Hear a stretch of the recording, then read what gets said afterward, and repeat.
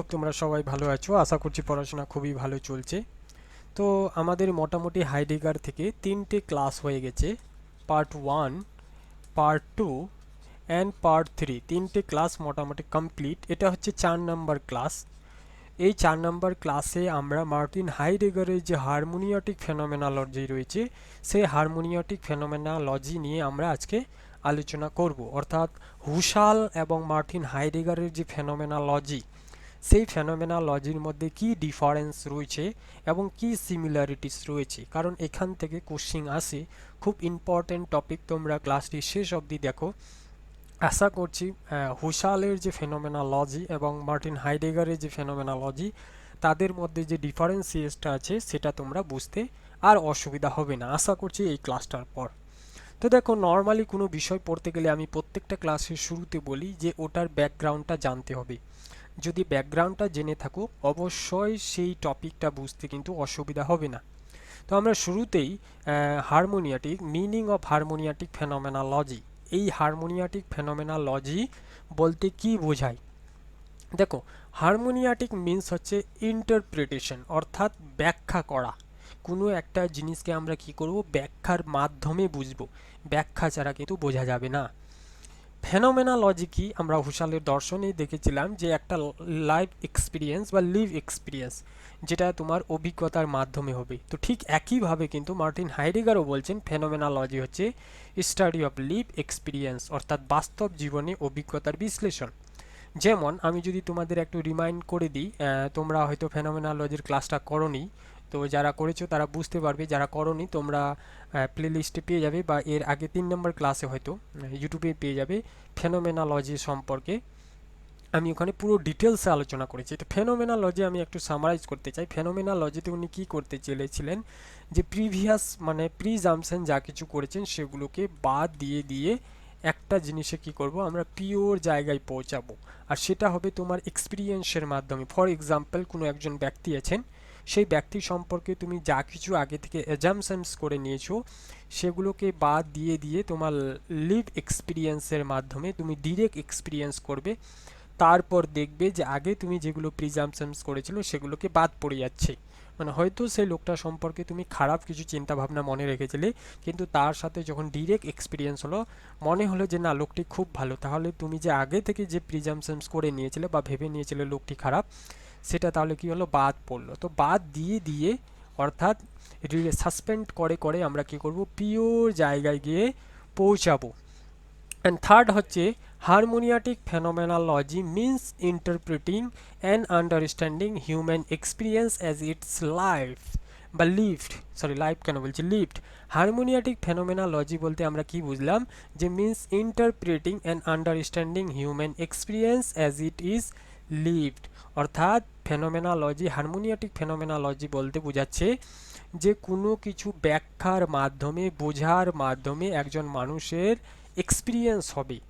For example, আমি যদি বলি একজন টিচার, যেরকম হুসাল কি বলবেন, যে একজন টিচার সম্পর্কে আমি যা কিছু প্রিজাম্পশনস করে নিয়েছি সেগুলো আমার লিভ এক্সপিরিয়েন্সের মাধ্যমে বা এক্সপিরিয়েন্সের মাধ্যমে সেই প্রিজাম্পশনগুলোকে বাদ দিতে হবে। তারপরে সেই টিচারটা সম্পর্কে যে আসল রূপ সেটা আমি বা তার যে এসেন্সটা রয়েছে সেটা খুঁজে পাবো।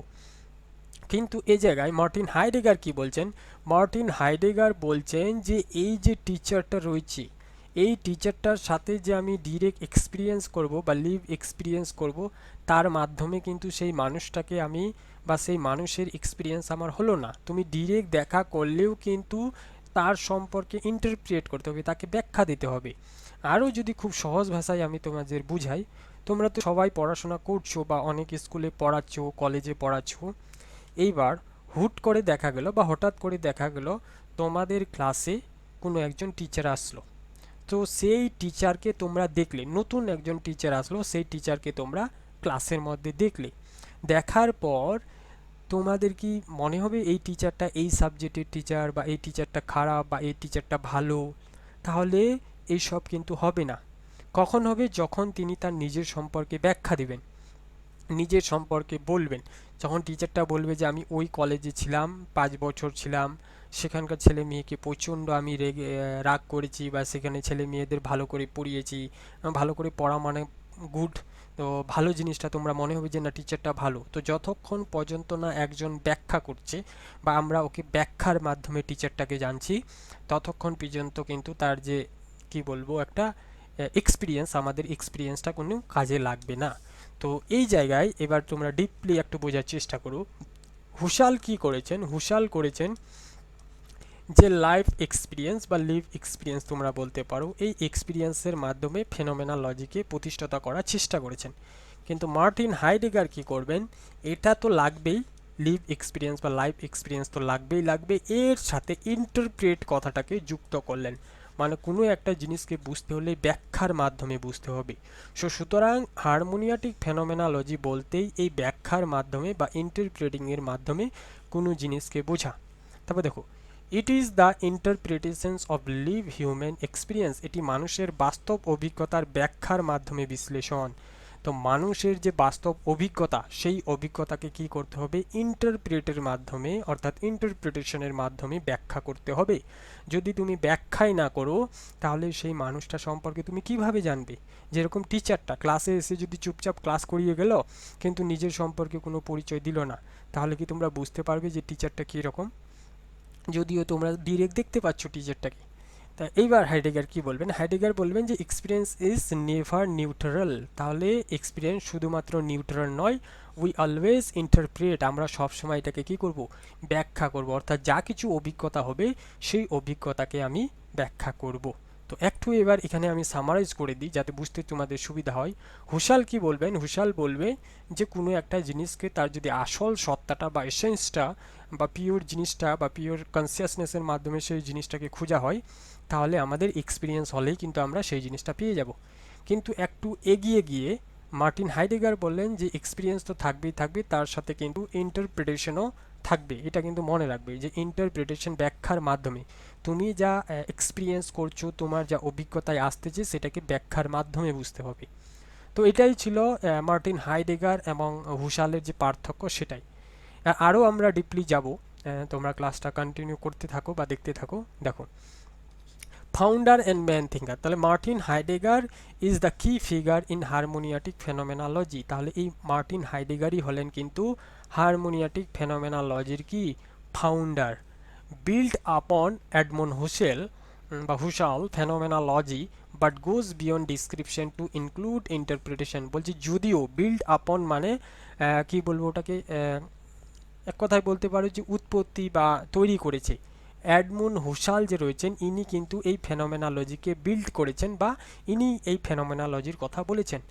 But goes beyond description to include interpretation, এক ধাপ এগিয়ে গিয়ে কি করলেন, মার্টিন হাইডেগার এই ইন্টারপ্রিটেশনের কথা বললেন, অর্থাৎ ব্যাখ্যার মাধ্যমে বা ব্যাখ্যাত্মক যে মাত্রা রয়েছে সেটাকে যোগ করার চেষ্টা করলেন। তাহলে আমি কিন্তু এটা শুরুতেই বলেছি, হুসাল শুধুমাত্র এক্সপিরিয়েন্সের কথা বলবেন, ফেনোমেনোলজিতে যে এক্সপিরিয়েন্স হতে হবে সবগুলোকে বাদ দিয়ে দিয়ে মেন জায়গায় পৌঁছাতে হবে। কিন্তু মার্টিন হাইডেগার এখানে এসে বললেন শুধু এক্সপিরিয়েন্স হলে হবে না, এর সাথে ইন্টারপ্রেট লাগবে। অর্থাৎ আমার অভিজ্ঞতার মাধ্যমে বা আমি যা অভিজ্ঞতা করছি সেটা কিভাবে ব্যাখ্যা করতে পারছি বা সেটা কিভাবে ব্যাখ্যার মাধ্যমে আমি যোগ করতে পারছি, এটাই হচ্ছে মার্টিন হাইডেগারের কনসেপ্ট। এবার এবার আমরা 3 নম্বর পয়েন্টে দেখি কি ফোকাস, অর্থাৎ মার্টিন হাইডেগারের কি ফোকাস কি ছিল।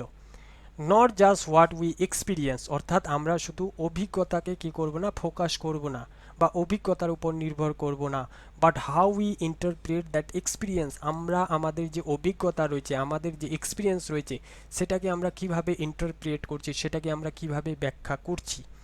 Reality is always interpret through language, culture and historical context.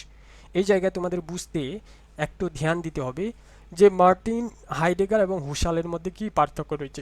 হুসাল যখন আমি বুঝাই, তোমরা হয়তো যারা ক্লাস করেছো তোমরা বুঝতে পারবে যে হুসালের ক্ষেত্রে আমি বলেছিলাম হিস্টোরিক্যাল যে জিনিসগুলো রয়েছে বা হিস্টোরিসিজম, এছাড়াও যে সাইকোলজির বিষয়গুলো রয়েছে সেটাকে কি করেছেন, রিজেক্ট করেছেন বা খণ্ডন করেছেন। ইনি বলছেন যে কোনো হিস্টোরিসিজম বা কোনো হিস্টোরিক্যাল দিক থেকে বা সাইকোলজিক্যালের দিক থেকে আমরা কিছু করতে পারি না বা এক্সপিরিয়েন্স হতে পারে না।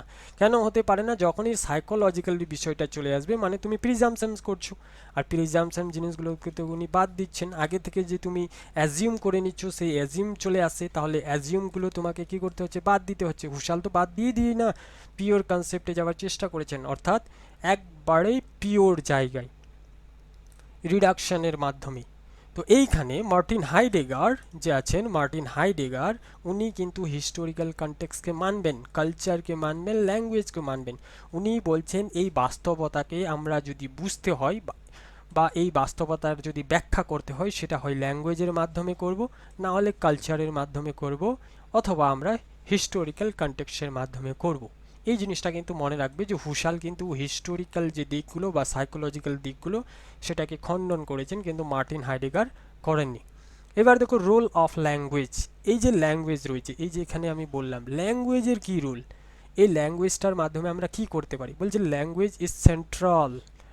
আমি যখন মার্টিন হাইডেগারের সেকেন্ড ক্লাস করিয়েছি, তো সেকেন্ড ক্লাসে কিন্তু এই জিনিসটা আমি বলেছিলাম যে হারমোনিয়াটিকের ক্ষেত্রে উনি কিন্তু ল্যাঙ্গুয়েজের কথা বলবেন। এছাড়াও 4 ল্যাঙ্গুয়েজের কথা আছে। আমি যখন 4th নাম্বার ক্লাসে বলবো এই জিনিসটা, যে চারটা ল্যাঙ্গুয়েজ বা চারটা যে ধাপ রয়েছে সেই ধাপগুলো কী কী বা এই ল্যাঙ্গুয়েজে উনি কী কী বলেছেন। তো এখন আমরা দেখছি যে role of language. Language is central, এই ল্যাঙ্গুয়েজকে উনি সেন্ট্রাল বললেন। We understand the world through language, আমরা এই জগৎকে ব্যাখ্যা করব বা বুঝবো শুধুমাত্র ল্যাঙ্গুয়েজের মাধ্যমে। সেটা ল্যাঙ্গুয়েজও হতে পারে, সেটা কালচারও হতে পারে, সেটা হিস্টোরিক্যাল কনটেক্সটও হতে পারে। Meaning is not fixed, it emerge through dialogue and interpretation. কি বলছেন যে মিনিং, এই যে মিনিং রয়েছে, এই যে ল্যাঙ্গুয়েজের মিনিংটা রয়েছে এটা ফিক্স নয়, এটা থ্রো ডায়ালগ অ্যান্ড ইন্টারপ্রিটেশন, আমি কিভাবে ব্যাখ্যা করছি, আমি কিভাবে বলছি সেটার উপর ডিপেন্ড করছে। তোমরা যদি পেপার 1 পড়ে থাকো কনোটেশন অ্যান্ড ডিনোটেশন, তো কনোটেশন বা ডিনোটেশনের জায়গাটা আগে বুঝতে হবে। ডিনোটেশন মানে কি ডিকশনারি মিনিং, তোমার কাছে ডিকশনারি মিনিং যা থাকবে অন্যের কাছেও কিন্তু ডিকশনারি মিনিংয়ে সেম থাকবে, কিন্তু কনোটেশন যেটা আছে, কনোটেশনে ব্যক্তিভেদে বা স্থানভেদে সেটার মিনিং কিন্তু পরিবর্তন হয়ে যাচ্ছে, সেটা ল্যাঙ্গুয়েজ এক হলেও কিন্তু পরিবর্তন হচ্ছে। কেমন? যখনই আমি ব্ল্যাক কথাটি বলছি, আমাদের ব্ল্যাক জিনিসটা দেখলে মনে হবে যে কোনো ল স্টুডেন্ট বা হয়তো কোথাও কোনো জায়গায় কোর্টে যাচ্ছে, কিন্তু সেই জায়গায় যদি ব্ল্যাক পরে বিদেশে বা ফরেন কান্ট্রিতে কাঁধে করে কাউকে নিয়ে যায়, মনে হবে যে কেউ কোনো একটা ডেড বডি নিয়ে যাচ্ছে।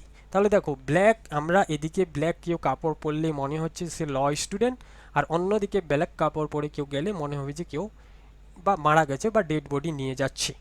তো মিনিং কিন্তু এক থাকছে না ল্যাঙ্গুয়েজের, ল্যাঙ্গুয়েজটার মিনিং কিন্তু আলাদা হয়ে যাচ্ছে। এখানে তোমরা কনোটেশন অ্যান্ড ডিনোটেশনের সাথে রিলেট করতে পারো। কনোটেশনে যেরকম মিনিং আলাদা ব্যক্তিভেদে বা স্থানভেদে। দেখো ভাষা এখানে একটি গুরুত্বপূর্ণ মাধ্যম, আমরা ভাষার মাধ্যমে অভিজ্ঞতা ব্যাখ্যা করি। আমি শুরুতেই বলেছিলাম যে এক্সপিরিয়েন্সকে আমরা কি করব, ইন্টারপ্রিটেশনের মাধ্যমে ব্যাখ্যা করব। আর এই ইন্টারপ্রিটেশন কিভাবে হবে, সেটা ল্যাঙ্গুয়েজের মাধ্যমে হবে, সেটা কালচারের মাধ্যমে হবে, সেটা হিস্টোরিক্যাল কনটেক্সটের মাধ্যমে হবে। তো ডিফারেন্ট ফ্রম হুসাল ফেনোমেনোলজি, তাহলে হুসালের ফেনোমেনোলজি থেকে কি ডিফারেন্ট পেলাম আমরা বা কি পার্থক্য পেলাম। দেখো Husserl focus on pure descriptions of experience, উনি শুধুমাত্র এই অভিজ্ঞতার মাধ্যমে পিওর ডিসক্রিপশনটাকে খুঁজে বার করবেন, আর এটাতেই উনার ছিল প্রথম ফোকাস, ফ্রি ফ্রম বায়াস, কোনো বায়াস থাকবে না। কিন্তু হাইডেগার কি বললেন, focus on interpretation, no experience is free from context or history. তাহলে যে কোনো অভিজ্ঞতা হতে গেলে সেটা কিন্তু কনটেক্সট বা হিস্ট্রিকে বাদ দিয়ে হবে না, এই হিস্ট্রিক্যাল কনটেক্সটগুলো হোক এগুলোকে আমাদের কি করতে হবে, মানতে হবে, আর সেটা আমরা ইন্টারপ্রেট মানে ব্যাখ্যার মাধ্যমে বোঝার চেষ্টা করব। এই জন্য আমি শুরুতে বললাম যে হুসাল যে রয়েছে, হুসাল কিন্তু তোমাদের যে হিস্টোরিসিজম বা সাইকোলজির বিষয়গুলো আছে সেটাকে রিজেক্ট করবেন, কিন্তু মার্টিন হাইডেগার রিজেক্ট করবেন না। উনি কিন্তু এটা বললেন যে কনটেক্সট আর হিস্টোরির মাধ্যমেই কিন্তু আমরা কোনো যে আমাদের এক্সপিরিয়েন্স হবে সেটাকে ইন্টারপ্রেট করতে পারবো, অর্থাৎ ব্যাখ্যা করতে পারবো। এবার গোল দেখো, to reach a deep understanding of the human experience by interpreting how people leave think and fill in the world. মানুষের অভিজ্ঞতাকে গভীরভাবে অনুধাবন করা, তারা কিভাবে চিন্তা করে, অনুভব করে এবং জীবনযাপন করে তার অন্তর্নিহিত অর্থ অনুসন্ধান করা। এই যে ডিপ আন্ডারস্ট্যান্ডিং করতে হবে যে মানুষের এক্সপিরিয়েন্স কেমন হচ্ছে, সেটা ইন্টারপ্রিটের মাধ্যমে মানে ব্যাখ্যার মাধ্যমে সেটা বুঝতে হবে যে তারা কিভাবে বসবাস করছে, তারা কিভাবে চিন্তা করছে, তারা কি ফিল করছে এই বাস্তব সম্পর্কে বা জগৎ সম্পর্কে। এগুলো একমাত্র হবে ইন্টারপ্রিটিংয়ের মাধ্যমে বা ব্যাখ্যার মাধ্যমে। তো ডিজাইন আমি তোমাদের অলরেডি বুঝিয়ে ফেলেছি, ডিজাইন সম্পর্কে আমি কিছু বলছি না, তবুও একবার তোমরা দেখে নাও। ডিজাইন কথাটি হিউম্যান এক্সিস্টেন্সের ক্ষেত্রে ব্যবহার করা হয়েছে, মানে হিউম্যানের যে অস্তিত্ব সেটা কিভাবে প্রমাণ করা হবে, সেটা লিটারালি মিনিং হচ্ছে being there and being here. তো being in the world, being in the ওয়ার্ল্ডের ক্ষেত্রে আমি এটা বলেছি। দাসম্যান কারা, যারা নিজের কথা না ভেবে সবসময় অন্যদের কথা ভাববে এবং নিজেকে প্রশ্ন করতে ভুলে যাবে। এগুলো আমি পয়েন্ট পয়েন্ট টু পয়েন্ট ধরে ধরে বুঝিয়েছি তোমাদের। তোমরা যদি ক্লাসগুলো করে থাকো, যারা পেইড গ্রুপে আছে। The anonymous they who detect norms society say what to wear, মানে এই এক কথাই বলতে যে অন্যের কথা ভাবা, সোসাইটির কথা ভাবা, অন্যরা কি এক্সপেকটেশন করছে তোমার কাছে, অন্যরা কেমন কাপড় পরছে, অন্যরা কি খাচ্ছে, সবসময় অন্যদের কথা যখন ভাবছে সেই মানুষটা বা সেই লোকটা কিন্তু দাসম্যানের দিকে এগিয়ে যাচ্ছে। এবার অথেন্টিসিটি এবং ইনঅথেন্টিসিটি, এই ডাস্টম্যানের আবার দুটি পার্ট রয়েছে, পার্ট আমরা বলবো, কারণ একদিকে হচ্ছে অথেন্টিসিটি, অন্যদিকে হচ্ছে ইনঅথেন্টিসিটি। ইনঅথেন্টিসিটি কখন হয়, যখন এই ডাস্টম্যান হয়ে যায় একজন মানুষ, অর্থাৎ যখন তিনি অন্যজনকে ফলো করে, অন্যের কথা ভাবে। কিন্তু অথেন্টিসিটি কখন হয়, যখন নিজেকে কোশ্চিন করা শুরু করে। এগুলো আমি তোমাদের বুঝিয়েছি। কোশ্চিন করার মাধ্যমে সে কি করে, নিজের কথা ভাবে বা নিজের সবসময় চিন্তা ভাবনা করে, সেটা হচ্ছে অথেন্টিসিটি। তারপর থ্রোনেসটা বাকি আছে, এটা আমি তোমাদের পড়িয়ে দেবো। তারপরে কেয়ারটাও বুঝিয়েছি আমি, কেয়ার কি, বিইং টুয়ার্ড দ্যাট এটাও বুঝিয়েছি। তাহলে এবার হুসাল এবং হাইডেগারের মধ্যে ছোট্ট একটা পার্থক্য দেখে নেব। হুসাল কি করেছেন, এক্সপিরিয়েন্সের মাধ্যমে পিওর জিনিসটা ডিসক্রিপশন করার চেষ্টা করেছেন, কিন্তু হাইডেগার ইন্টারপ্রিটেশন অফ এক্সপিরিয়েন্স অর্থাৎ অভিজ্ঞতার ব্যাখ্যার মাধ্যমে বোঝানোর চেষ্টা করেছেন। হুসালের কি কনসেপ্ট কি ছিল, কনসিয়াসনেস সেন্ট্রিক, কিন্তু হাইডেগার হলো এক্সিস্টেন্স সেন্ট্রিক। হুসাল কি করেছিলেন, সিক্স ইউনিভার্সাল সে এসেন্স, আর অন্যদিকে ইন্ডিভিজুয়াল মিনিং, নিজে কি বুঝতেছো। আর ইনি ইপোকের কথা বলেছেন, সেখানে ব্র্যাকেটিংয়ের কথা বলেছে, এগুলো আর বলার কিচ্ছু নেই, সবই বুঝিয়েছি। Emphasize being in the world, studies হচ্ছে ইন্টেনশনালিটি, আর ইনি হচ্ছেন এক্সিস্টেন্সিয়াল স্ট্রাকচার। এর পরের দিন আমি তোমাদের ওয়ার্ল্ড অ্যাজ এ ইকুইপমেন্ট কনসেপ্টটা বোঝাবো। তো আজকে এখান থেকেই থাকুক। আমি অনেক রাতে এই ক্লাসটা রেকর্ড করছি, প্রায় 10টা টাইম হয়ে গেছে।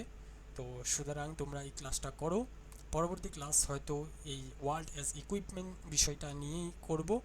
তো তোমরা ক্লাসগুলো ফলো করো, আশা করছি পুরো কনসেপ্ট ক্লিয়ার হবে। আর যারা প্রিভিয়াস ক্লাসগুলো দেখোনি ফেনোমেনোলজি, তো ওটা দেখে নিও, খুব ইম্পর্ট্যান্ট ক্লাস। যদি তোমরা ক্লাসটা দেখো আশা করছি পুরোটাই ক্লিয়ার হবে।